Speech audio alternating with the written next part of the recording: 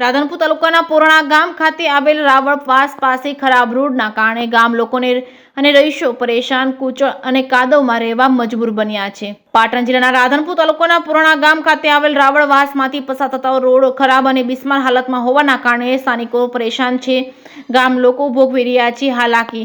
તાલુકા પંચાયત કચેરી અને ધારાસભ્ય સમક્ષ રજૂઆતો કરવા છતાં કોઈ પણ નિકાલ ન આવતા સામાન્ય વરસાદની અંદર કાદવ કીચડ થઈ જતા જ સ્થાનિક લોકોની હાલાકી બેહાલ બની છે. ત્યારે તાલુકા પંચાયત અને ધારાસભ્ય આ વાતનું ધ્યાન લઈ તાત્કાલિક ધોરણે તેમના મતદારો સામાન્ય વરસાદમાં હાલાકી ભોગવી રહ્યા હોય તો તાત્કાલિક ધોરણે નિકાલ કરવામાં આવે, નવીન રોડ બનાવી ઊંચો રોડ બનાવવામાં આવે તેવી ગામ લોકો અને રાવળવાસના લોકોની માંગ ઉઠવા પામી છે. એના કારણે રોગચાળો ફેલાવાની શક્યતાઓ ઉઠી છે. તાત્કાલિક ધોરણે આરોગ્ય વિભાગ, પંચાયત વિભાગ અને ધારાસભ્ય આ વાત ઉપર ધ્યાન આપી લોકોને મદદ કરે તેવી ગામ લોકોની માંગ ઉઠવા પામી છે.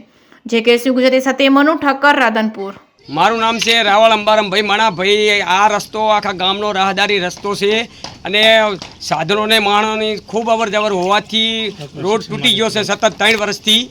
અને અત્યારે કીચડ ને ગારો ને ખૂબ આખા ગામનું પાણી હેડે છે એટલે લોકો ત્રાહીમાર પોકારી ગયા છે. હવે શું કરવું? વારંવાર રજૂઆત કરવા છતાં કોઈ કાન દેતું નહીં. સરપંચે વારંવાર કીધું, સરપંચ વારંવાર રજૂઆત કરી તાલુકામાં, પણ આજ સુધી એ લોકો તાલુકાવાળા ખુદ લવિંગજી આવ્યા તો એ લોકો કે કરીશું ખાલી એટલું બોલીને જતા રહ્યા છે.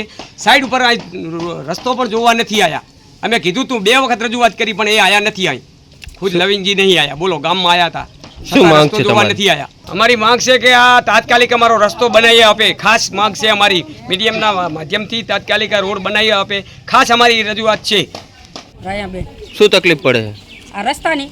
કેટલા સમયથી છે? 2-3 વર્ષથી સિરીત અમારે હારા પલું હોય, ગમે વરહાળ હોય તો કેવી તકલીફ છે. આ રોડ ધોવે અમારે હાજા મોદું હોય, વહેલા મોડું સાધન સિરીત આવે. સિરીતના બાઇક લઈને હરે, કોઈ રિક્ષા લઈને સિરીત ને હરે.